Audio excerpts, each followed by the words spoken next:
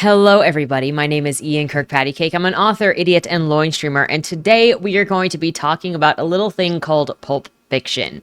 Because a couple of weeks ago, I was having a conversation with a friend, and I was reading an article at the time that was a bit of a doom and gloom thing, like, oh no, everything created these days sucks. Look at everything that is meaningless and garbage and blah, blah, blah, blah. And why does everything suck all the time everywhere? And this brought me into asking that person if they knew about pulp fiction and what pulp fiction is. Because, I have seen so much stuff recently about how everything sucks, and I do not believe everything sucks. If you are new to the channel, I don't believe that. I have talked on multiple occasions of the art that my peers are making to this day, to stuff that's not made yet, even to stuff that egotistically I will say the stories that I am writing. But somebody else might consider what I write pulp. It's but they said that they were not as familiar with the idea of pulp fiction. And so then that brought me into the discussion of these things. And so I wanted to present to you guys the discussion of pulp fiction and how it ties into a lot of the content that we see today, a lot of the writing, a lot of the movies, even a lot of the video games that are just kind of like, they're there. They don't really mean anything. But I think it's in taking pulp fiction very seriously when it is the mass-produced content. It is going to be something that makes you feel demotivated because it is mostly what you're seeing, because that is what pulp fiction is. But before we get into this, I got an article for us to talk about the issue. I will look forward to your thoughts on the idea of pulp fiction. And before we get into all of that in general, this is not an insult or a diss on pulp fiction. Pulp fiction is necessary. It is entertaining. It is easily digestible. It is very specific types of content that is separate from the types of stories that are maybe more unique, that maybe break genre conventions, that maybe break expectation conventions. And I think in both looking at reviews from other people on books and looking at the way that I talk about books and looking at the different ways people enjoy books, it's made me a little bit more aware of like, oh, this person might enjoy pulp fiction more than I do, where like I enjoy stuff like We Need to Talk About Kevin or My Dark Vanessa or A Shrine of Jeffrey Dahmer or, all of these things that are very, very much specific. And I don't necessarily get drawn to tropes, get drawn to storytelling styles, but you might be somebody who enjoys Dean Koontz. You might be somebody who enjoys Danielle Steele. You might be somebody who enjoys something very procedural, semi-predictable because it fits into this very specific genre convention. I'm sure that you can think of writers in every genre who are very specific and like, this is how they write a story. And you can usually rely on them to tell the story that follows this path and gets to this thing. And you like them because they are fairly predictable. Maybe there are some new things every here and there, but you like their personality. You like the types of characters that they write. Maybe you like the Sherlock Holmes, which did start out as pulp fiction. And so you're just drawn to it. And so this is not a diss on anything. You've got the literary fictions like The Huckleberry Finn, like The Bluest Eye, like Dark Tower, but then you have majority of stuff which is going to be pulp fiction. And I think that there may have been this disconnect that pulp fiction has existed, does exist, and if you take it seriously as a representative of the quality of what is being produced today, as like it is the standard and things have never been this bad, then you're going to become depressed. But so that's what I wanted to talk to you guys about today. I may also provide parts of the another article that I was reading that kind of brought up the idea of discussing pulp fiction so that we can get kind of a comparison of things. But before we get started, number one, if you enjoy what I do here on the channel, please remember to like, share, and subscribe for more. The second thing is if you would like to be featured on the channel, check out the links down below. Number one way to be featured is through Lemoy, the monthly prompt writing contest where I give you a prompt. You write a short story using that prompt, and on the first Monday video of the month coming up next week, we bask in your creativity. The second way to be featured is if you are an indie author and you have a book out or a book that is coming out. The best way that I can share your work without having to do with my tastes or, criticisms or preferences is through the Fresh Meat feature, where if you are an indie author and you have a book out or a book that is coming out, you can submit your first chapter and the cover to the channel. It'll be right here on the channel to hopefully help more readers find your work, get them over there, If it tickles their pickle, that is your time to shine. I read it to the best of my abilities. And if they are interested in what you've brought, hopefully they will check out the rest of the book. I know I've grabbed books from that list, including the book review that happened on Thursday. Here was a book that I recently read on the Fresh Meat feature. I have a couple of other books that I have purchased from the Fresh Meat feature that I have not read yet. There's the one with the ghost in the lighthouse that I did on Christmas last year that I need to get to reading. The other one is The Dark Scientist, which follows after The Dark Violinist.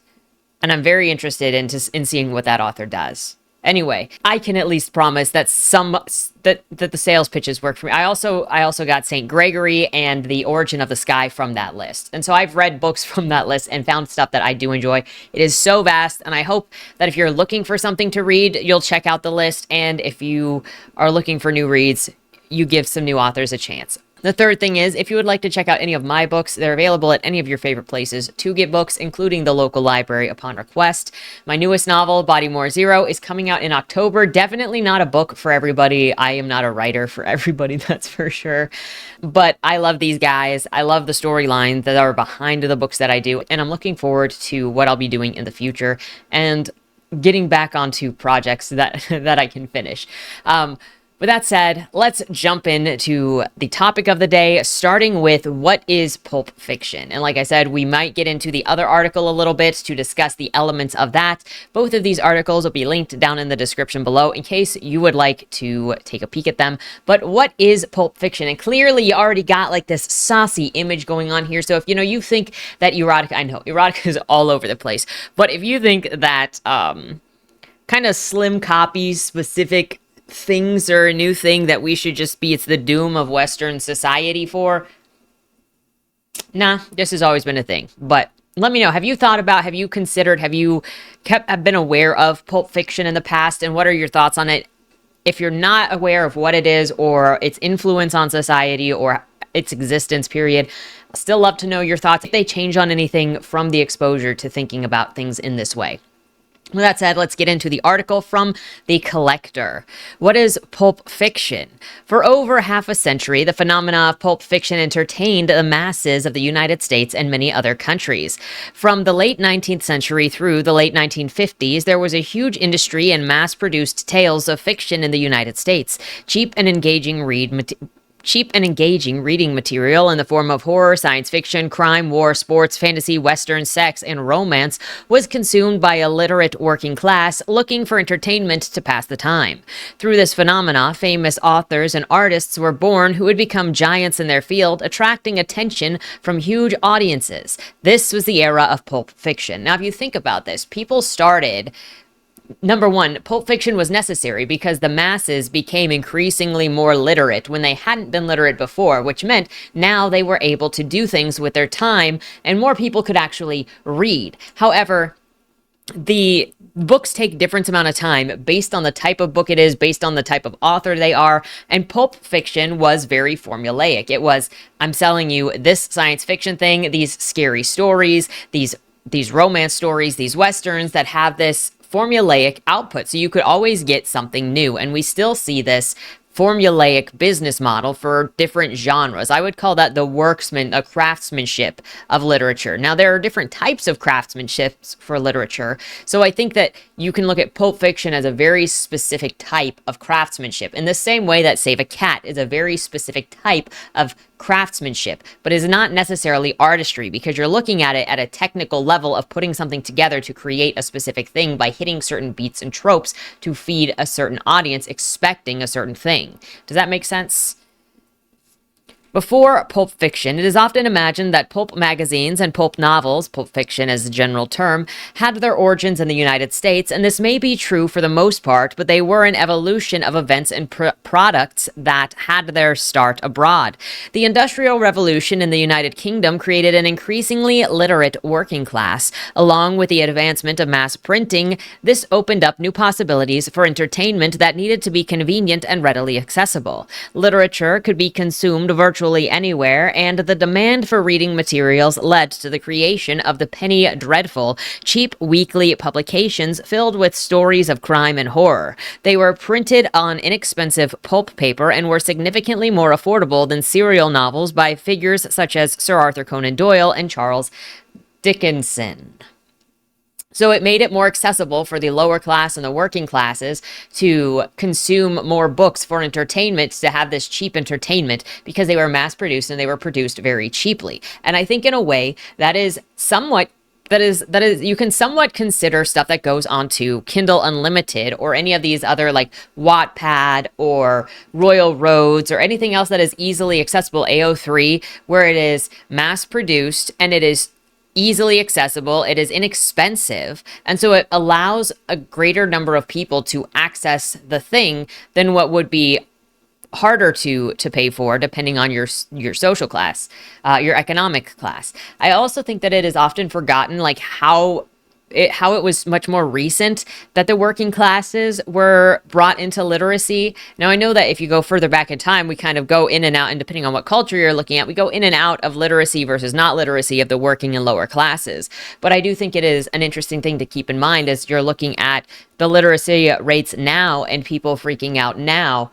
Not to say that it's not something you shouldn't be concerned about, because if literacy rates are dropping, then you want to know why. Considering I've seen so many articles more recently talking about like nobody likes to read, people are getting out now. Number one, the people in colleges that are trying to get out of reading, you're in academia for a reason. Academia is something specific. Freaking suck it up. But kids or teenagers not reading as much isn't really surprising to me. And I plan to talk about that. I've saved those articles for a while to talk about that, but I personally, and I'm not saying that my experience defines anybody else's experience, because obviously we all have different interests at different times. But I don't necessarily think that it is the end of the world if younger kids are not constantly reading, because personally, when I was a kid, I didn't have a whole lot of interest in reading. I was mostly imagining things. I was going outside playing pretend. I had a kitchen set. I played with mud. I played with dolls. I played with imaginary anything. I was like, oh, the sky looks purple. Those things over there are blue, and just like running around pretending things. Played in the pool and made stuff up. It's just, that's what I was more interested in. And even the books that I would get would be like books with pictures, like Where's Waldo? And then I would make stories up for Where's Waldo? And so I was not actually that interested in reading until postgraduate from creative writing. And even when I was in the graduate program for creative writing, I hadn't been reading very much. Most of what I was reading had to do with what I was writing, because I was role-playing. And then I was reading manga at the time. But it wasn't until after I got out of the creative writing program when I actually had an interest in the art of literature and novelization, which is a different art form that I think people just look at it as a book and they don't realize as often that literature is a very different style, different art form than other ways of storytelling. And just because it's storytelling in general, like the idea of storytelling, doesn't mean that they're all the same. Television shows and movies are a form of storytelling. Video games are a form of storytelling. Oral stories, oral traditions are a form of storytelling. Music is a form of storytelling. Poetry is a form of storytelling. D&D is a form of storytelling. Role-playing in general is a form of storytelling. However, just because they're all storytelling doesn't mean you can one-for-one them. There is an art form behind each of them. And though you can tell the same ideas or themes or characters in each of these art forms, it takes a different set of skills and a different set of techniques to effectively do those things. And so I think that's something that gets forgotten quite often when it comes to novels, at least in my experience, when I've read novels and I was like, I don't see the desire or the love for this craft. Because people just go, well, it's easy. I can do it on my own and then just throw it out there. But it's not for the love of the craft, for the love of literature that they write that. And that might sound elitist, and maybe it probably is. And you know what? I don't freaking care, because the other books are going to be out there anyway. But literature has a different skill set than other types of storytelling, and the pacing is different, and the stylizations are different, and the benefits are different. It's one of the reasons that I love storytelling is how much you can get into the heads in the books. so much more can you get into the characters than on television and movie when you're watching from a third-person perspective. Anyway, getting back into this. By the 1860s, this trend found its way across the Atlantic to the heavily industrialized United States, where they were incarnated as dime novels. Originally, these dime novels were nothing more than reprints of published stories, but on much cheaper paper. As their popularity grew, however, new stories were written and published. Originally a magazine aimed at children and published from 1882, the Argosy was first published for the adult audience in October 1896 and quickly became extraordinarily popular. The cheap wood pulp paper meant that the publication could be larger for a fraction of the price of its contemporaries. In 1894, the magazine's circulation was 9,000. After the format changed in 1896, it was 80,000, and by 1907, the circulation had increased to almost 1.5 million. So people were like thirsty for this new form of entertainment. And I wonder if you could consider that to be similar to like how TikTok has become very popular with certain generations, as well as it's a new form of entertainment. It is a quick snap way of entertainment, and it massively expanded, and then it'll eventually pull back as people look for other things. I'm just thinking out loud. The early 20th century saw an explosion in the industry of pulp fiction. Close on its heels of the Argos success came from the publications such as Popular Magazine, the All-Story Magazine, Blue Book, Adventures, Black Mask, Love Story, Weird Tales, and Amazing Stories. The stories in these pulp fiction publications were accompanied by art that was colorful, dramatic, and often sexually provocative. The lack of subtlety on the newsstands was instrumental in catching the eyes of passerbys.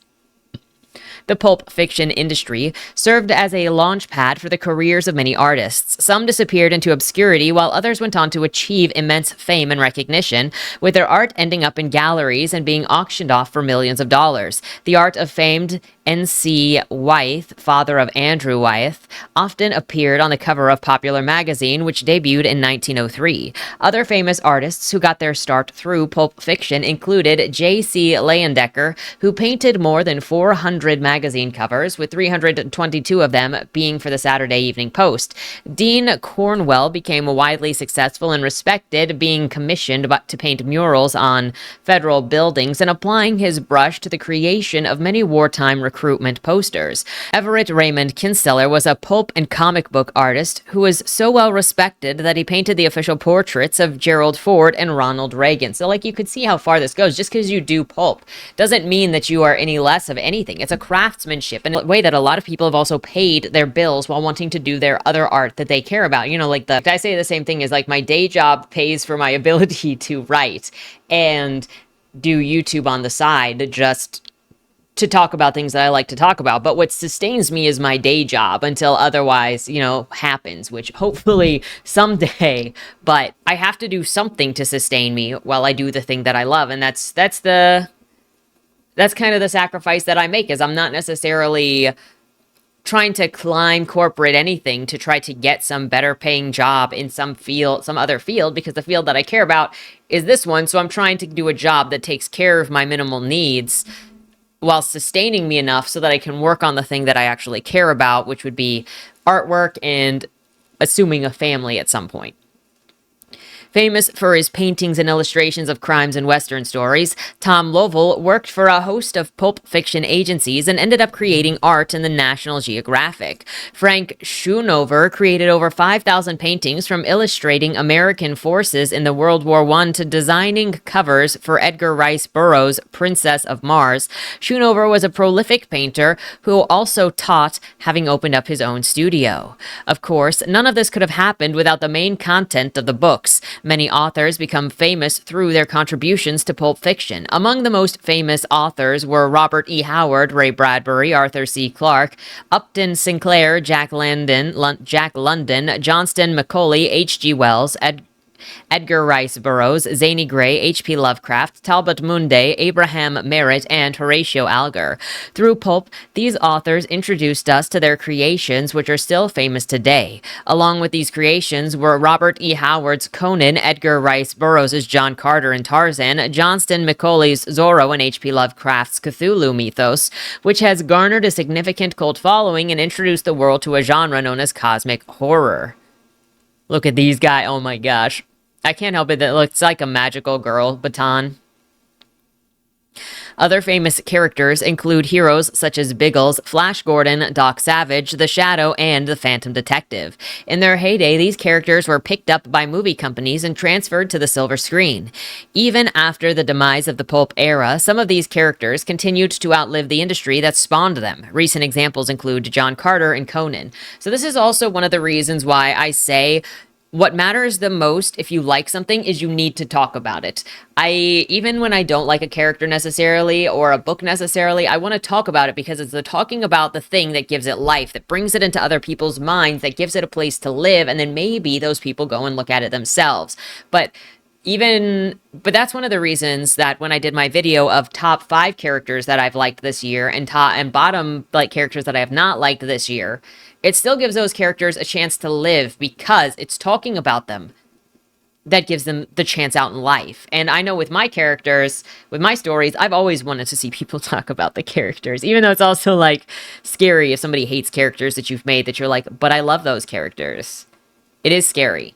It is and it can hurt, which is also I want to it's a thing because you want to see what people say about your characters, but you don't want to be hurt by what they say about your characters. So you kind of gotta, I see, because the natural inclination is also to correct people, and it's you gotta learn to tamp that back. Anyway, it doesn't matter where the characters come from. I think that the most important thing, and other people can disagree because obviously this is going to be a personal thing based on what you find the most important in a story. Is it the theme? Is it the plot? Is it the heroism? Is it the characters? I personally find characters supersede anything. So if a character is good enough, it can defy a bad plot because I'm invested in the characters. A good example of this is how much I love Yakuza, but I don't necessarily, the plots are sketchy at best. So I mean, some of them are better than others, but I enjoyed Yakuza 2. But the characters this plot has so many issues where the main villain who is on the cover is hardly in the story and then he shows up at the end, and I could live without the ending of that game because I just don't feel like it is built into correctly. But I love the characters and I would play the game again for the characters. I love the characters in Red Dead Redemption, and I want to talk about the characters of Red Dead Redemption because I feel like they are so well realized. I want to talk about the characters in Resident Evil 4 because I think Leon and Luis and Ashley are so well realized, and I like who they are, and I like how they interact, and I like the story they tell together, and it's the characters that build the affection into the heart. I like talking about Casey and Ralph and Joey and Jag and Wayland and Stone because of who they are and how they interact and what they mean. And it is that is going to come out to greet people, to kind of bring people into the stories, in my opinion. That's why I find character to be one of the most important things. Character is what a story is about. Pulp fiction catered to every niche of the American public. Every genre had a slew of publications covering it. If westerns were your thing, then you would purchase Dime Western, Exciting Western, Rio Kid Western, Star Western, Texas Rangers, Thrilling Western, Western Aces, Western Stories, and Wild West Weekly. There were certainly no shortage of titles to choose from. Other genres, too, had similarly long lists of titles. For crime, you could go read Dime Detective magazines, Detective Story magazine, Spy Stories, The Black Mask, The Shadow, Strange Detective Mysteries, and All Story Detective. Oh my gosh, look at this guy. Look at her. If you wanted to lose yourself in a great adventure story, you could read Adventure Magazine, True Adventures, Jungle Stories, Doc Savage, Blue Book, and the Mysterious Wu Fang. Horror pulps included Dime Mystery Magazines, Terror Tales, Horror Stories, Weird Tales, and Horror Stories. Horror stories on there twice. Science fiction stories became hugely popular during the same time period and originally referred to as fantasy. The genre was renamed scientification in 1926. Maybe that's why sci-fi fantasy is paired together, because science fiction was originally referred to as fantasy before finally being referred to as science fiction in 1954. So science fiction is technically a fairly new genre. It's not even 100 years old yet. Pulp publications here included Wonder Stories, Fantastic Adventures, Weird Stories, and Amazing Stories. Of course, you've got the spicy stories. So if you think that the spice is only a new thing going on, no. Also, this reminds me of another article that's talking about what is spice really, bruh. Everybody knows what spice is. Do not pretend we do not know what spice is so you can obfuscate that you were looking at spice. Okay, we know. I'll get into that another day. For sports stories, you could read Sports Story magazine, fight stories, and baseball stories. If you wanted to indulge in war fiction, you could read War Stories, Submarine Stories, Sky Raiders, G8 and his Battle Aces, Daredevil Aces, American Sky Devils, and the Battle Stories. Do we have a magazine yet that is just like, I should say a subsection that is just for Nazi-related stories? There are so many of them. Oh my gosh. What is it? Vampires, Nazis, incest. They find their way into everything. Of course, the list would not be complete without mentioning the erotic fiction on offer. For this, publications such as New York Nights, Cupid's Caper, Saucy, and The Spice range the magazines such as Spicy Crime, Spicy Western, and Spicy Mystery Stories. So these spicy stories have been around and mass-produced long before the last 15, 20 years. So you guys don't take the spice as some reason to look at the fall of Western civilization or literature. Each genre, which is also funny, where usually you hear the phrase fall of Western civilization, and those same people praise Japan, that has a lot of sexual content in all of their work as well. It's just, I don't want to get into it, but just like, guys, it's not that bad. It's humanity. It's just humans being humans. Anyway, each genre of pulp fiction even had its own subgenre. In horror and crime, for example, there was the subgenre of weird menace, in which the antagonists were pitted against unusually sadistic villains. The stories themselves involved graphic scenes of torture and brutality. A particularly popular subgenre was the romance western, which included publications such as Rainland Romance, Golden West Romance, Rodeo Romances, and Romantic Westerns. Oh my gosh. Don't be a sucker. Cheat. Them's your life lessons from True Men Stories. Flying rodents ripped my flesh. Was that the name of the story? Look at this guy in the background. Oh my gosh. Teenagers in black leather jackets. The new U.S. menace. I feel like we need to bring this back. The heydays of pulp fiction were suddenly interrupted by the Second World War. The war efforts had put high demand on pulp paper, and as a result, the pulp fiction industry suffered shortages of its physical necessity for production. In 1949, one of the major producers of pulp fiction magazines, Street and Smith, closed their pulp offices in order to focus on slicks.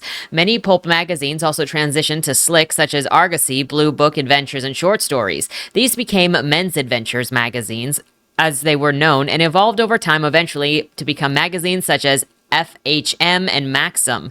At this time, the pulp market also encountered competitions from comic books and paperback novels. Many of the pulp's authors, artists, and editors made the transition to slicks so that they sought better pay. In the 1950s, television became cheaper and more widely available, and televised programs took over for pulp, insatiating the human desire for stories. In 1957, the biggest distributor of pulp magazines, American News Company, went into liquidation, and for many historians, this date signals the end of the pulp era. But I actually don't think it is, because pulp obviously is talking to the type of paper, and it's talking about mass-produced stories.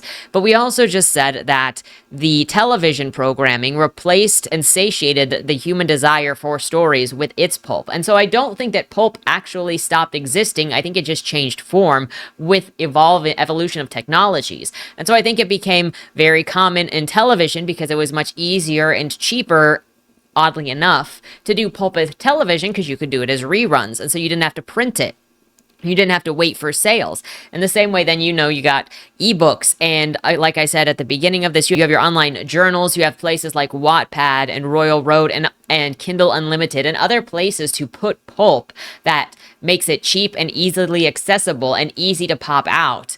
And so I think that's actually what's happened. And the same thing with, going from YouTube into TikTok then is you just have pulp everywhere because mass production makes it easier for pulp to get out. And so then the pulp writers, the pulp creators put it in places for easy consumption. And so I don't think that it is this death of something. And maybe that is just my bias of being like, well, it is overflowing everything, which makes it very hard to find other things. Now, that is a problem unto itself, especially when you got stuff like the production of AI-generated content. But I don't think its existence, the existence of pulp, the existence of mass-produced storytelling in itself signifies that we are somehow worse off than we were 50, 100 years ago, because pulp was around 50 or 100 years ago, and not every book was Sir Arthur Conan Doyle, or was Mark Twain, or was any of these big names. It's always existed. You'll see possibly what I mean by, like, keep going on to that if I get into the other article. Although the industry died, it had transferred popular opinion on many fantasy, horror, and science fiction genres. It brought what was considered fringe elements into the mainstream, and it also provided a foundation for the careers of authors, artists, and other people attached to the industry. Again, I think you can look at that at how, like, fan fiction, like 50 Shades of Grey / Master of the Universe, brought what was a fringe element, and that was the smut, from this fringe community into the mainstream by making 50 Shades of Grey mainstream. You also had the same thing happen with ACOTAR. I mean, ACOTAR followed after that. So you have these elements that show, is it going from fringe to mainstream because of the evolution of the way the creativity and the sharing of creative content works. But because it all looks the same and it's not really considered to mark things as different, I think that kind of muddies the water and makes people feel more hopeless than they need to be. No less important were the characters that were portrayed, with many of them moving on with their creators into the realm of cinema, paperback, novels, and comics. Oh my gosh, look at this frog over here. Human beings have always had built-in desires to be entertained by stories. In an age where groups of people had been separated into family units and families were separated for long hours throughout the day, the need arose for entertainment that did not involve other people. In the earlier decades of Pulp Fiction, televisions were yet to be invented, and in the latter decade, they were expensive and considered a luxury item. Pulp Fiction filled the gap in the market with immense amounts of literature that was consumed in vast quantities. Today, the market exists as a cult attraction, creating feelings of nostalgia for a bygone era before the advent of televised entertainment. So I think that is also what some kind of glom onto when they're thinking of all of this fiction and everybody reading before and how popular reading used to be, but not necessarily taking into account that everybody used to read because they wanted entertainment, but either TV didn't exist yet or TVs were too expensive. And so then the attention shifted to reading less when other options became available that were also less time consuming, that people liked more. And a lot of people do prefer visual mediums over literary mediums. It's just how it is. So I don't necessarily think it is some big deal. But let me know what you think. I could just be overly hopeful, but that, or overly, idealistic, whatever. But that's kind of what these discussions are for. And so this takes me to the original thing that spiked my thought on this, was looking at Antisocial Criticism by Tyler Hummel, as I was looking at this article. It says, Art as Pornography. What do we get out of stories? And so this eventually made me go, what about Pulp Fiction? But so we'll get into this, make it a fairly quick read since this video is already pretty long, and get your thoughts on the questions this poses and Pulp Fiction. So Tyler writes, I ask myself a simple question a lot nowadays. What do we get out of art? That's a tough question. Everyone seems to have a different answer, but the general consensus when you ask people is, I just want good stories. It's a relatable sentiment, but even the most basic epistemological questioning of the premise forces us to ask the question of what is good. And I'm sure that you've had that discussion before. I've had that discussion before more than a few times, and I constantly go, what is good depends on what people like, what they're drawn to. And in creative content, like, it's very hard with creative content specifically because there really is no consensus on like what makes something good, because we're all going to like different things. Somebody might say this has really great world building, so it's really well written. This has really great prose, so it's really well written. I freaking read ACOTAR where somebody said it has great representation of mental illness and that they love Feyre. I hate Feyre. Feyre is one of the reasons I hate that book. And so there is like, it's either some of us are dumb readers, or there's just no way to make a consensus of what is good when it comes to fiction, because reading fiction or anything artistic is subjective. Now, that doesn't mean that there aren't things that you can measure of like what you're trying to do or what your preferences are. But like me focusing in loving characters and stuff that is grounded does not necessarily mean that somebody else will, because I know for a fact, since I don't write action-packed stories, I write character-driven stories that are that could sometimes just be allegorical. Because of the way that I write, I know that my stories are not necessarily going to be interesting to people that like the Dresden Files, because those are more action-packed and they're more plot-focused, and I don't write those kinds of stories. But that doesn't mean that one is good or bad. It's one of the reasons that even though I may not like a book, I will still recommend, if it interests you, go and read it, because you may get something completely different from what I did. My experiences with any book will always be contaminated by my experiences, my perspective, my character, my personality, my beliefs, all of that. And so what I like might not be what you like. In fact, probably won't. But I can tell you the things that I love and why I love them. And you'll always know at least that my recommendations are because I genuinely like something. Anyway, let me know. So on those two things, if you want to put it in the comments, what do we get out of art? What do you get out of art? And what do you consider good? Sadly, the answer I keep coming up with is nothing of substance. Art seems to have degenerated form of opioid. It became nothing but a salve to reaffirm our biases and soothe the pain of existing in a complicated world. Of course, I'm not the first person ever to complain about the greater populace doesn't engage comfortably with high art. Oscar Wilde famously said, "The difference between literature and journalism is that journalism is unreadable and literature is not read." The people have always lamented that the populace isn't littered with amateur philosophers, and I'm not about to add to that tire fire. My problem is with the popular art in general at the moment. Maybe I'm overly nostalgic for an era of storytelling that never fully existed, but classical entertainment that has survived into the modern day does reflect a very different culture than our own.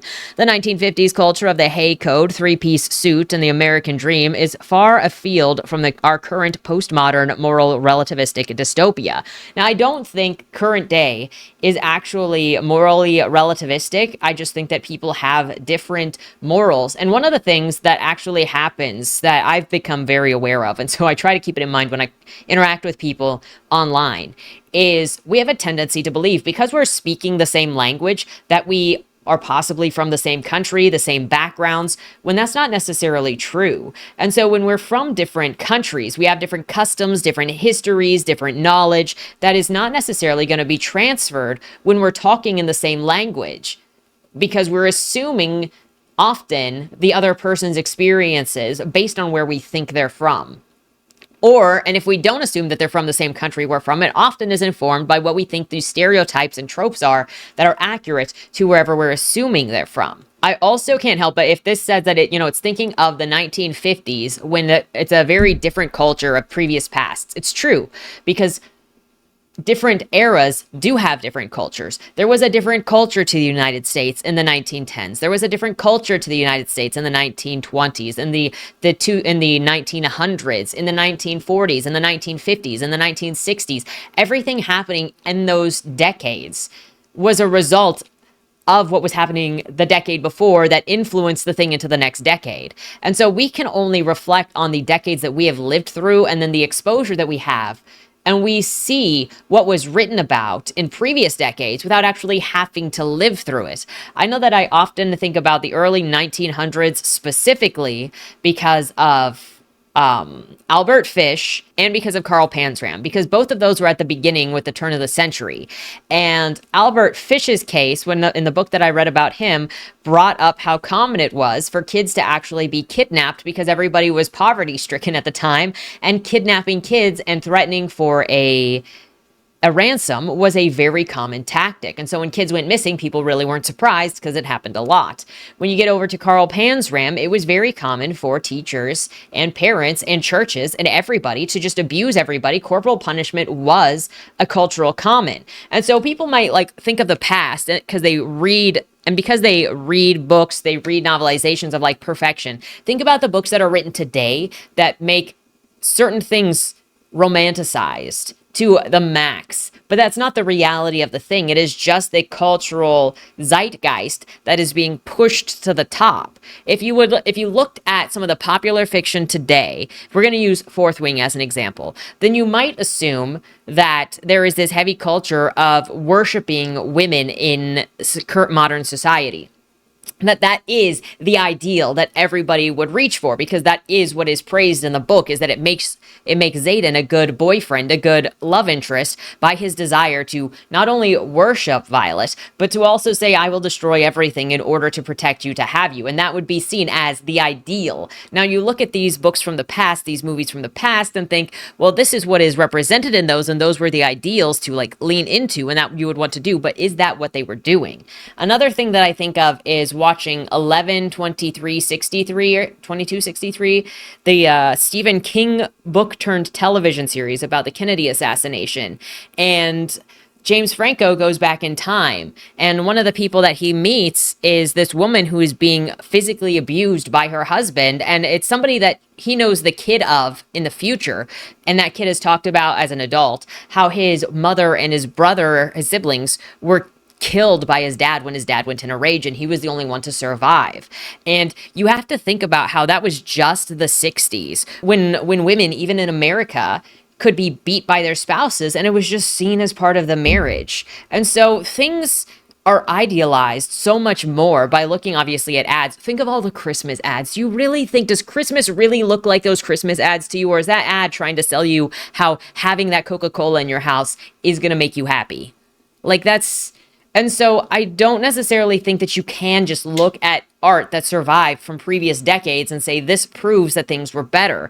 If you look even further back, let's go to ancient Rome and Greece. Let's go to the Greek playwrights that everybody still knows. Was it Aristophanes? I'm going to seem so stupid right now. It's been such a while since I've been in theater, history of theater. But there was like the one of the major Greek playwrights who did the comedies, and he was the one that did Lysistrata, which was, the women going on a sex strike until the men decided not to go to war because they were tired of their men going to war and they wanted to end the war, so the women stopped having sex with their husbands. Like, that's not a new thing. Or you go, the Deus Ex Machina, people want to complain about garbage, dumpster fire endings that just come out of nowhere. Let's talk about freaking Medea and a dragon just coming down and taking Medea away. Also, Medea was a girl boss. Let's be real. And so I don't actually think things have changed that much, honestly. And so you see why this kind of goes to Pulp Fiction, is I think that we believe what we're told and we believe what we're exposed to, and we don't necessarily go seeking out other things. And I'm not saying that I also don't fall into that pit. I try to expose myself specifically to thoughts that are not like my own, specifically extreme thoughts, to question, okay, how are they seeing this? Why are they seeing it this way? Can I see it this way? Can I see how somebody is coming at it from that angle? Or how somebody might get that interpretation? And I think that really helps, because I think that there's obviously truth behind any of the beliefs that we have, because it's based on what we've seen and what we've assessed from a logical standpoint, but it may not be the truth. You get what I'm saying? It says something that our culture can't make films as moralistic and literate as Mr. Smith Goes to Washington or Ben-Hur without indulging in narcissism and modern prejudice. Such a project would be nitpicked to death by corporate board meetings and anti-problematic special interest groups before it left the editing bay. So pausing here as well. Never. I might be using an infinitive inappropriately here. You can dock me on that. But I don't think that there has ever been a time when that didn't happen, because you had purity laws before, you had obscenity laws before, you can't show this on TV before. That's another thing people forget when they look at previous decades, where there were people that actually, like, didn't George Carlin famously get arrested for saying a bunch of things that you're not allowed to say on the radio? So people have forever had things pushed against them that they could not talk about in public or turn into a television show or a movie. And it's only been over the last couple of decades even that things have gotten more and more loose, where you actually have more freedom now than ever, where you have softcore pornography on television. Let's be real. And you have hardcore pornography in the YA section. But I bring this up too with movies like The Passion of the Christ, or like Spaceballs, or like Blazing Saddles or Zoolander or Tropic Thunder, which are all stories that are transgressive. And it was up to, if you look at who the producers of those films are, same with James Cameron, that's another one. If you look at who the producers of those films are, they're the same people as the writers, or they are the writers' friends, because the only way that you get these things through that are special, that break the what is popular zeitgeist, is by you funding it.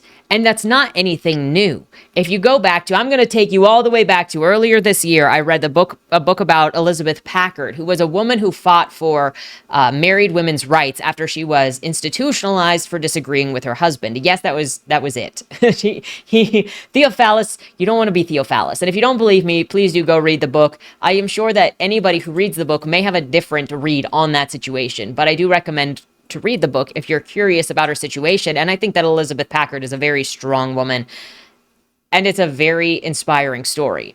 But one thing that is shown in her book, or is discussed in her book, is how once she got out of the asylum, is she had written a manuscript. She actually written 2 manuscripts, one on the doctor there and the malfeasance of the doctor, and another on the rights of married women and how married women are treated. And that was like her magnus opus. That was the one, what she wanted to publish, to get people to change their minds. This was before the suffragettes. This was during the suffragettes' time, but the Civil War was going on, because she tried to write Abraham Lincoln to get his opinions on all of this, but he was obviously busy with a war that was happening.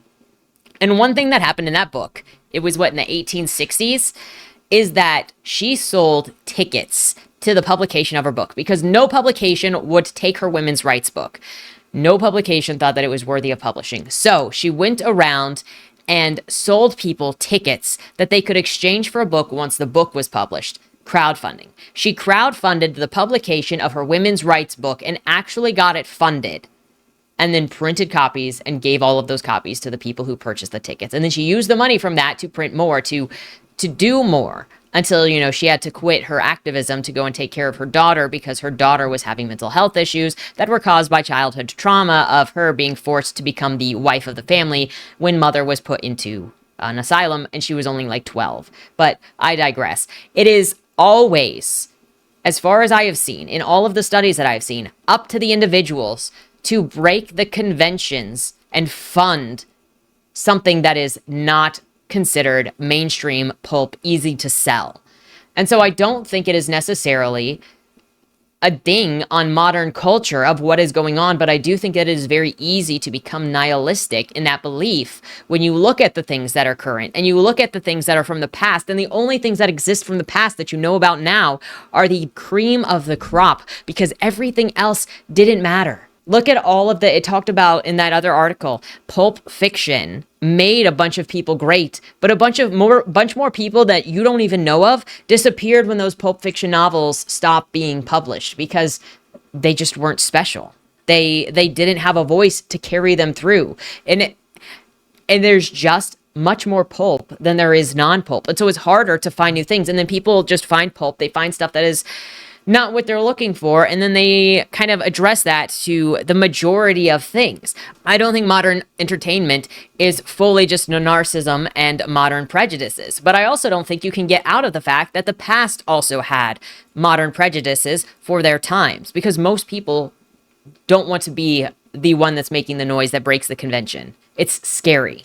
But let me know what your thoughts are. Maybe I'm just a kind of special snowflake that actively enjoys reading older high literature and poetry, but part of that attraction comes from the way that older works of art actually do manage to craft great meaning. And I would argue that there are modern day crafts that also, I would argue that there are modern day things that also craft great meaning. Obviously, I very much enjoyed We Need to Talk About Kevin. I very much enjoyed My Dark Vanessa. I think Stephen King has some great books. Obviously, I also think that he writes some pulp, but when you write as much as that man does, you're gonna have some ups and you're gonna have some downs.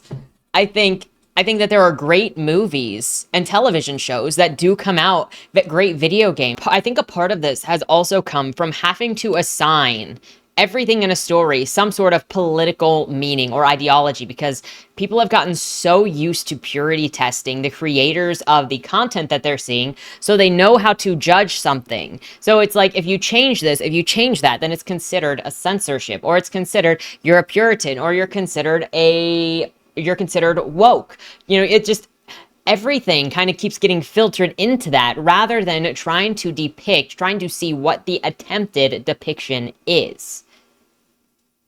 I once said the difference between books and literature is that a book is something that you read, while literature is something that reads you. Literature is something that takes you on a ride and drags you where it wants you to go against your will. At the end of the experience, though, you always find you're better off for it, and your understanding of the world is expanded in some way. Yet, that kind of interaction seems to be rare. If it's rare, I would have to challenge, are you reading things that are outside of your norm? Are you reading things that will challenge you? Because I can find things that challenge me. I also find a lot of things that don't challenge me. I also find a lot of things that are not fun to read, and I am not a better person at the end of it. Fourth wing. The majority of people don't engage with films and books the way that we are taught to analyze literature in high school. The problem with popular modern art is that it doesn't share the humanistic trait. It's not edifying. It doesn't raise the consciousness. When it does try to develop a social consciousness, all it does is inflame tribal tensions and rip open society's most painful wounds. So a couple of things there.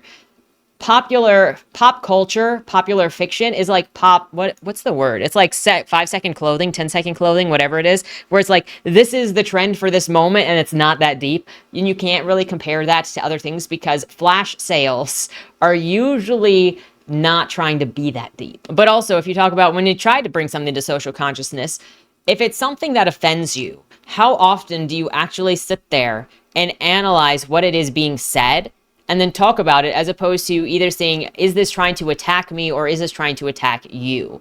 Because the books of the past, the movies of the past that criticized or analyzed the social or political turmoils of the time period, we're going to inflame things at those times. But because we are so far removed from those with decades of time, they're not necessarily going to inflame us. So then we can look at these things that are from the past. We can look at these books that talk about the suffragettes, or these video games, and make fun of the suffragettes, in Red Dead Redemption, and feed them to alligators. But that was a very specific thing that was very political and dangerous at that time.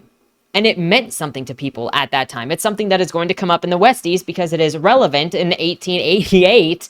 I mean, the suffragettes aren't necessarily in there, but you are going to see stuff that has to do with the dismissal of women's choices and women's rights because that plays into that time period.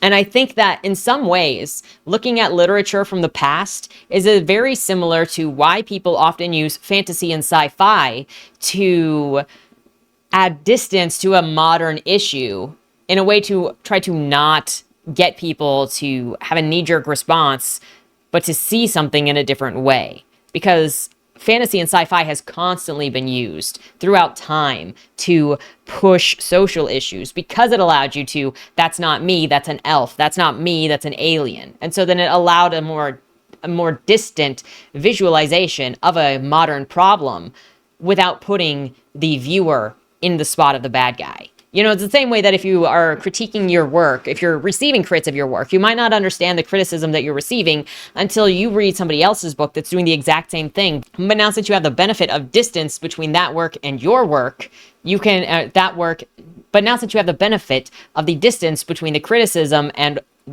what it looks like, you can actually see it. At its best, modern pop art just seems to exist as a puzzle for us to work out. It's a mental exercise meant to pass through our logical circuit breakers unencumbered and ease the tension of daily life. We treat entertainment the way that we treat Sudoku puzzles. So this goes back to Pulp Fiction, which is literally just for entertainment. And at what point do you consider something that is meant to be an art-like product versus art? Because not all books are meant to be this elevating thing. Many of them are just meant to be entertainment, to take you away from the day, to give you something to rest on. And some people are just workaholics that constantly just want to be working on something, their brain, on making money, on moving forward at something, unless they're sleeping.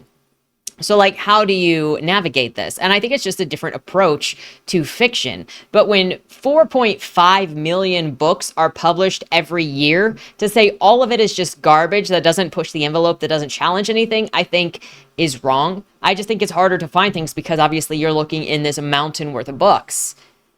Our action movies and superhero stories value the lore and hidden details of stories more than the implicit meaning of the text. At its worst, though, it's a collective revenge fantasy designed to allow us to take joy in utter decimation of some hated societal other that we all agree ought to be eviscerated. That's another thing that I would like to bring attention to in previous decades is using fiction for revenge is not a new thing. But again, it's one of those things where you don't have the emotional connection to whatever it was being demonized at the time. And so then you can look at it as, oh, this doesn't matter. This is just, haha, funny expressions of something.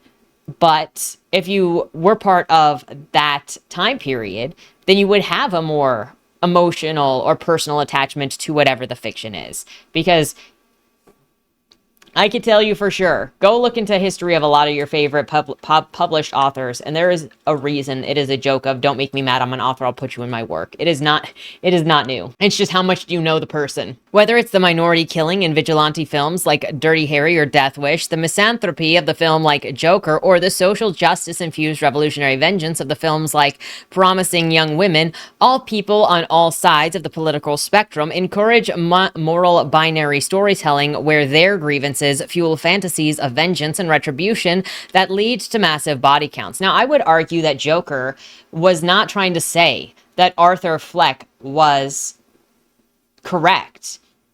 I would argue, in the same way that when I'm writing Cain and Abel, I'm not saying that Abel is not guilty of doing what he does, but rather it is an expression of watching how influences, watching how people surrounding you can influence the perceptions of somebody that then makes them desperate to do what they do. And so it actually, if you're going to talk about analyzing fiction, if you're going to talk about deeper themes, about understanding, then you have to be willing to be compassionate to morals and beliefs and actions that you would never take, because you have to try to understand why that character would do that thing without the condemnation. But if you can only view it as this is justifying them because they are the protagonist, then you're going to miss it. And I think that's a misstep that a lot of people take in thinking that because somebody is a protagonist, then they are a hero. But you can have a protagonist who is not a hero. However, and you can have an antagonist in a story who is actually a good person. But it depends on the perspective of the story. And just because the main character, the protagonist, is a bad person and the antagonist is actually moralistically a good person, it doesn't mean that the story is even demonizing good people who have those moral values, because you're getting fed the narrative through the bad character. And of course, the bad character, the protagonist, is going to think that anybody standing against them is a bad person because you stand against them. But that is not a moral statement. And so while talking about taking things morally or immorally and then lashing it that way, there is a lack of understanding if you don't willingly allow yourself to see that somebody can be a protagonist and be morally not perfect and make bad decisions. And then you have to determine what it is saying outside of all of those other things. You know, if you're looking at the riot at the end of Joker, was that part of his intention? Chaos kind of just happened after he broke. Now, is that a good thing, or was that something that you would say that he was trying for, or would you say that that is people who took advantage of the chaotic situation that happened? Because that also happens. And just because something happens and doesn't have retribution in a story does not mean that the author is saying that it is a good thing that it happened, or is praising that thing. I've also seen that where so many people think you have to condemn something specifically in the story, or else you are showing that you condone it. You can condemn it in smaller ways. Person gets arrested at the end. Person loses everything that they have. Look at Patrick Bateman, who is all alone at the end of the book, and it just shows his isolation. But it's not necessarily... But like with Patrick Bateman, he's not in jail. He still has his job. It's not praising him for being an American psycho. It's just saying this is life, and this is what he is left with.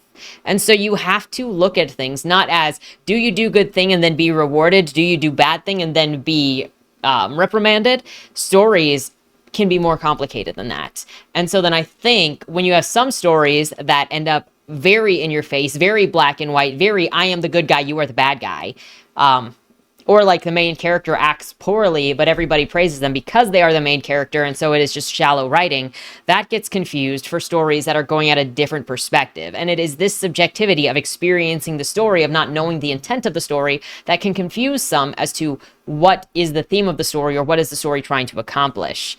There's also a reason that all of the most popular characters among young progressives are toxic misanthropes like Kylo Ren and Killmonger. I would say that is an over-exaggeration, but, you let me know. I don't generally like generalizations like that. When you realize that, there's only one word that you can properly use to describe modern pop art: pornography. Modern art is a material aid for society designed to activate our animal instincts long enough to satisfy the excess energies.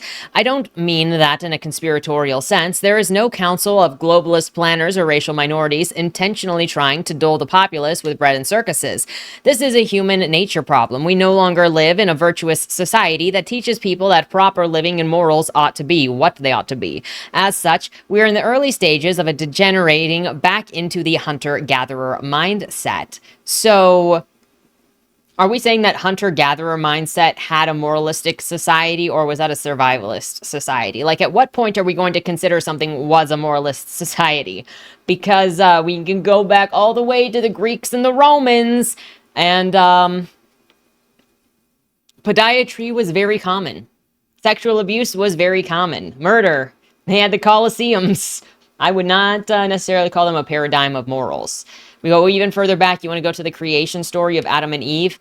First generation of humans, Adam and Eve, disobeyed God. Second generation of humans brought the first murderer, Cain, killing his brother Abel. So I don't think that is that out of control. This is why revenge stories are such an easy sell to us. They appeal to the part of our brains that wants to be satisfied by violent retribution against outsiders for the crimes made against our families and communities. I, for one, can say I do not like revenge stories. I know that's not popular. I know a lot of people who love revenge stories. I just can't stand them. It doesn't help that the moral guardians of our society have deeply abdicated their roles. I have to ask, who are the moral guardians of our society? Because that's fairly authoritarian sounding. Film critics whose entire job, because that sounds much more structured as a society than we technically really are. Like, you are giving moral arbiters what?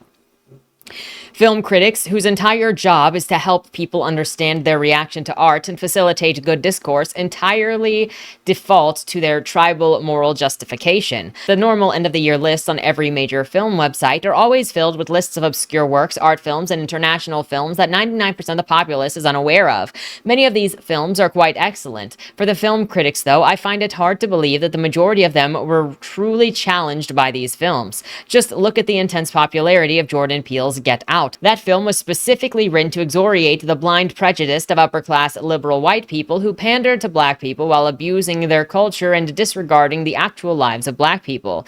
Liberal film critics loved it. They ate it up. They almost took sexual pleasure in being told how terrible they were. Film crit Hulk declared it the movie of the decade. But who was actually challenged by that film? I would say it depends on who you are, because even on YouTube, you can find different video essays about that movie Get Out with different points to be made on why it's good and why it's bad. And so it's going to be an individualistic thing because that's how art is. I don't think that you can have some arbiter that says, this movie is great, everybody will like it, and if you don't like it, then you're an idiot, because other people are even... This article is talking about moral arbiters that need to teach the populace what is moral and good, and how that goes into films, at the same time as saying, I don't like the morals of the current film critics, but everybody is doing that exact thing that this is theoretically describing, right? What is art that challenges nobody? What is art that fulfills our ever pleasure and indulges our prejudices? The very class of intellectuals who ought to be teaching the public about the importance of the depth of human wisdom, and the values of literature ultimately end up serving none of these functions because they see themselves as above the fray. Like Milton Lucifer, they think they've evolved beyond the need for absolute goodness and think that they can create their own corner of heaven on earth. As Thomas sole rights and intellectuals in society, public intellectuals, regardless, abdicate their moral virtues because they believe their immense knowledge is substitute for moral wisdom. As a result, they push ideas that they don't have to suffer the consequences of. So this saying that public intellectuals have a duty to the plebeians to talk morally to them, but also because they are superior, they push ideas that they don't suffer from. This feels very like utopian, where this feels like it's trying to push for a utopia where you can just have somebody who is above everybody tell the morals, and then those morals are into the plebeians, and then all the plebeians just do what they were told because the moral arbiters said that. The problem is people. You can have 4 kids that are raised by the same parents with moral values, and they will not turn out like that. The ignorance, maybe I'm just too dumb to understand what the argument is here. The ignorance, prejudices, and groupthink of an educated elite are still ignorance, prejudice, and groupthink. And for those with 1% of the knowledge in society to be regarding and controlling those other 99% is as perilous as it is absurd. The result is that the virtues and wisdom that hold society together are now totally forfeit. The populace considers high arts to be elitist and penetrable, while the elitists consider the works of the past to be the bourgeoisie's works of the dead white colonialist men. The left cancels Homer and Shakespeare, while the right doesn't read them. I say again, most arts today, whether popular or elitist, is pornography. We've become a generation of consumers and pornographers. All of us. I don't feel like that's one fair. Two, can you list some stuff that is modern, that if you're going to complain, can you list some stuff modern that you have read? That goes to anybody. That I've had more than a couple of people tell me that they don't read anything that was published after, the 1980s, the 1960s, 1920s, because it's just all garbage. But if you don't read anything contemporary, then how do you know everything contemporary is like that? I can say that a lot of what I have read is garbage. I have read some incredible books that are incredibly relevant, that are incredibly powerful, and there are some remakes that I have enjoyed a lot because the storytelling has changed in the decades since the initial creation of those things. Resident Evil 4 being an example. The problem is society is not and cannot and never will be a monolith. In order to have a free society, and this is even what the... This is even in the Bible. I know I'm a heretic. It's even in the Bible. God gave Adam and Eve free will because of that, you will always have people deviating from whatever you think that they should be doing for their better. There is no way to morally arbit anybody.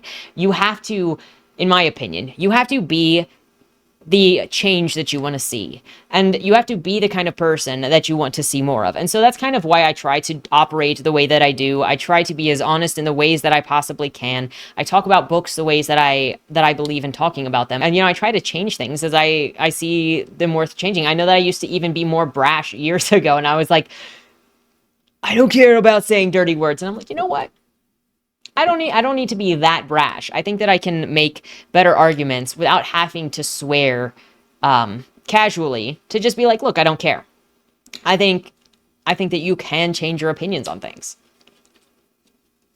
But if it isn't obvious already, I think all it takes is to have a comment section somewhere, and to, no matter how reasonable you are, there will still be somebody who disagrees with you.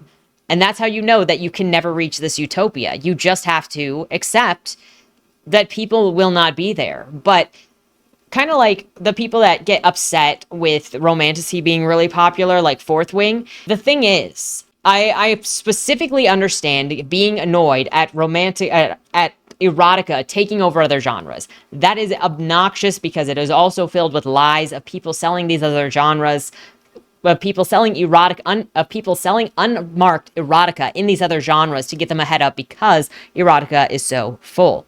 However, the people who read romantasy, if you are a fantasy writer, were never going to be your audience because they were romance readers. That's why there are so many of them. The people who read the dark romance. And I'm not saying that there aren't people who have crossover who like to read fantasy, who also like to read erotica with fantasy. But in general, that 2 million ratings that's on Fourth Wing, not interested in Lord of the Rings.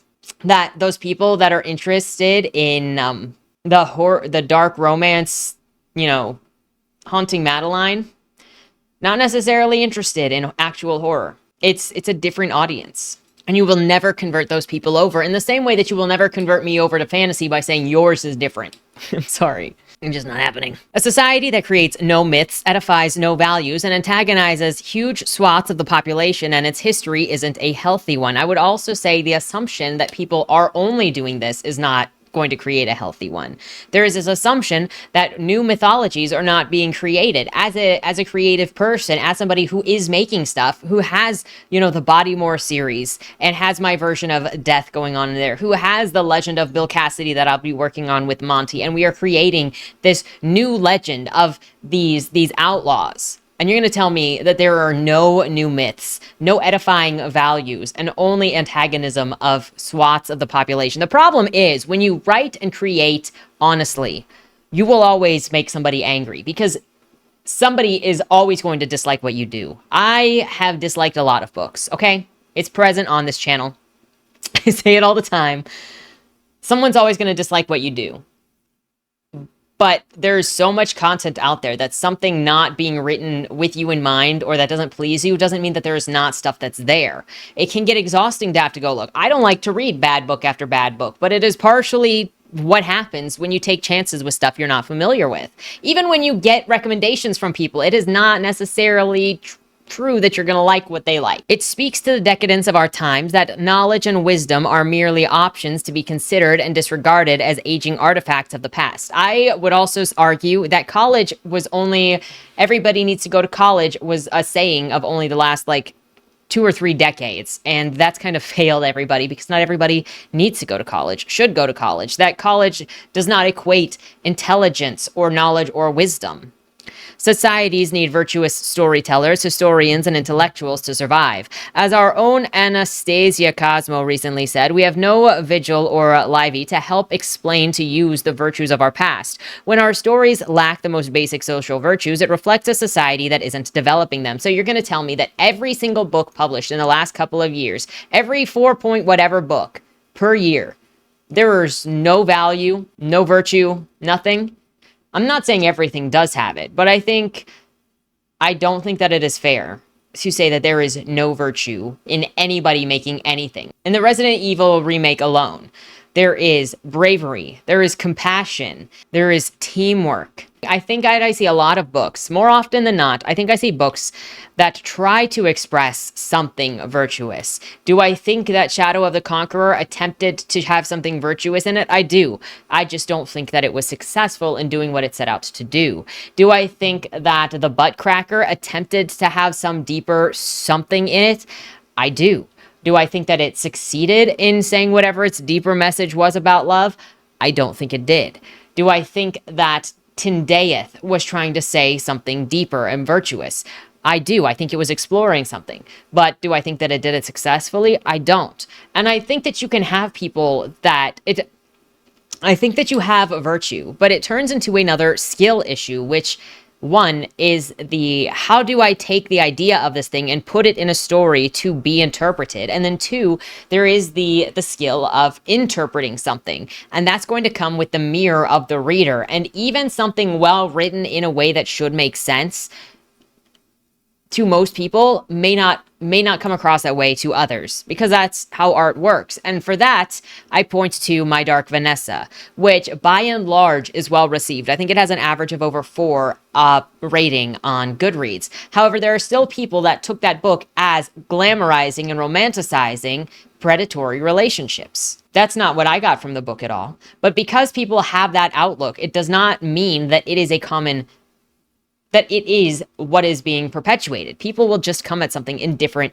directions. And you have to be willing to investigate, to explore, and to converse. And that's one of the reasons I love to have book conversations, especially with people who had different experiences with a book than me, because they're going to show me a different way to view the book than I may have seen myself.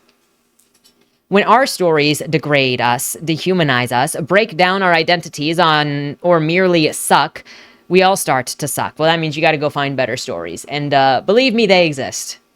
None of this is to say that you shouldn't enjoy any of the mentioned stories. I love Star Wars and Marvel as much as the next guy. Death Wish 3 is one of my favorite movies, and I've even defended Joker several times. If I would offer any advice to the readers who agree, it's just to challenge yourself with challenging materials, keep indulgent art within its proper place, build a taste and tolerance for challenging art. Variety is the spice of life, and good art is soothing of the soul. And so for this, I would also challenge, read some contemporary fiction, if this is the mindset that you have, because I have seen it a lot of times, and I don't think that it does any good to look at the past and devalue modern art without actually indulging in what the perspectives of modern art is. And I think that it is very easy to get into an echo chamber or into confirmation bias that says everything either sucks or everything is against me, and then not see what else is out there. Because then all you're doing is hyper fixating. And I saw this more recently. I'm going to switch windows here really quick. I saw this more recently by watching the conversations around the Dead Rising discussion board, where there was a lot of freaking out that it was just censorship to remove an erotica tag from taking a picture, that it was censorship from changing lines. It was censorship to not have the Chinese guy be yellow. I even went to the Chainsaw Lollipop forum, where there were people in there saying that it was censorship because the devs didn't make her boobs bounce hard enough. That the boob bounce physics was off and it was different from the original, so that was censorship because it made it less than the other one. And it's just like, if you want to be a victim, you will see victimization everywhere. You will see also lies and misinterpretations and misunderstandings, and you'll see experiences that don't represent your own, but are in a situation that are familiar to your own, like something that you did go through, but your experience was very different. Like my experience with biological families is very different from other people's, and often when I express that there is no loyalty in biological families, I get argued with because the other people's experiences with biological families are so different. But my experience with biological families and drawing my lines and my impressions and valuing found families and chosen families has nothing to do with telling anybody else they're wrong, but it is a viewpoint that is built on the experiences that I've had. And so often I think it ends up that there is this, not just a desire, but we've seen for a while now, I've had it as a short story idea on the back burner I've never written, but it was inspired some years ago by grievance culture. And now grievance is payment. And so that included somebody like lying about being hurt and then was given money to survive. And so like she kept lying about being a victim of something until one day her leg is actually broken and she is a victim of something and nobody listens because of that. And it's not a unique idea, but when you treat grievances and victimhoods as a credit card to exchange, then you will find anything you can. And then you'll start training yourself like a Pavlovian response to look for things that could afflict you instead of what is saying. Another example of this might be Casey in Bodymore Zero. Casey hates the cops. He has good reason for hating the cops. They let the monster run loose in his house, and then when he dealt with the monster in his house, they came for him. And so he does not like police. Now, people could take that as a sentiment from me and what my opinions are, or they could look at the story as these characters existing and try to analyze why they are the way they are, what the story is saying, what the story is doing, what the characters are doing. You could take it as, with everything that goes on between these two gentlemen, you could take it as playing apologetics for murder, because murder does happen, and you get to see how Ralph responds to learning about Casey's business. Or you could see it as an allegory for forgiveness, for second chances, for found family. So it depends on how you approach it. And a story is going to not only contain the thoughts and the perspective of the creator of the story, but it's also going to be a mirror to the reader. And so the reader is going to interpret the elements put in by the author based on experience. And that's, again, one of the things that so affects interpretation of media and why it can be so hard. But at the end of the day, you could possibly see how these two articles, one inspired me to go and look up the other and talk about the other. And it was in looking at Pulp Fiction that made me look at the fiction I have been picking up recently and been like, and seeing some of the YouTube videos that I see that goes, why is it all the same? Why is it all the same? And I think that's because a lot of it is Pulp Fiction. When you run into the stuff like Fourth Wing, that is like Light Lark, that is like all of these other stories that are just let's stick with the TikTok specific ones. It's pulp. It's a specific kind of pulp. In the same way, I have now seen stuff that bastardizes heaven and hell. It's the Crow Collar variant, I call it, because Crow Collar's books, which I have reviews on this channel for, I did them last winter, I think December. You can see similar tropes across these different stories. And I'm starting to realize that what I think it is these different types of pulp.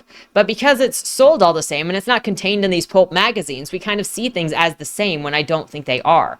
And so, end of the day, the discussion on any of this is, the walk away from me on any of this is, I don't think it's hopeless. I don't think modern day art is bad. I don't think it's as bad as some people think that it is. I think that there is a lot of hope. There's a lot of creativity. I have seen a lot of creativity that could not have happened in any other time.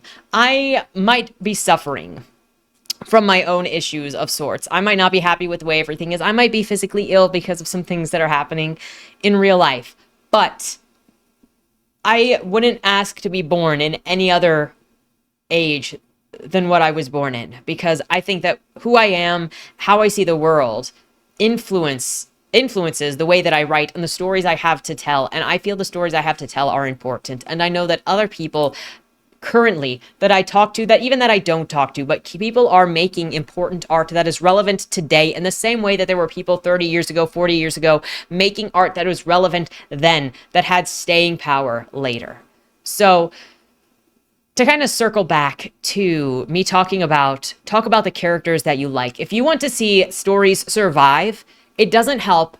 And if you want to see great art come out of the modern period, it does not help to check out of the modern period. If you want to see heroes that are made today, like Indiana Jones or 007 or anybody else, like you've seen those guys come up because people loved them back then and engaged with them and gave them life to move forward. If you want to see that come out of modern art, out of stories told today, you have to find them. You have to talk about them. You have to support them. That's how they live on. You have that power. And by checking out of modern art to say you will only look at things from 30 or 40 years ago, you kill the chance of any of those things ever living today. So think about that. With that said, let me know what your thoughts are down in the comments below. Otherwise, have a great weekend and don't die. Was that Wayland Cross in the trunk? Do you know, or is that something that's still being figured out? The person in the trunk was not Wayland Cross. Is he in trouble? We don't know who did it, but as the owner of the car, the longer he's missing, the worse it looks for him. Cross isn't a killer. For the last couple of years, the average number of murders in Baltimore has been over 300, and it's been going up. Mind you, that's only whatever the badges count as official murder, and believe me, there are people that don't count when they die. Wayland? If you're down here, tell me. I'm not talking to the badges, I've been looking for you. They found a body in your trunk. Why? Did you do that? To the left, plain black letters read along the wall. You walked in the corridor. Once that ends, you chose the dark is on the right. My vision goes blurry. Flickers black and black and black for longer intervals until I can't see anything at all. I'm not screaming anymore, but my voice echoes back to me. Where the hell am I? You're dead, Josephine.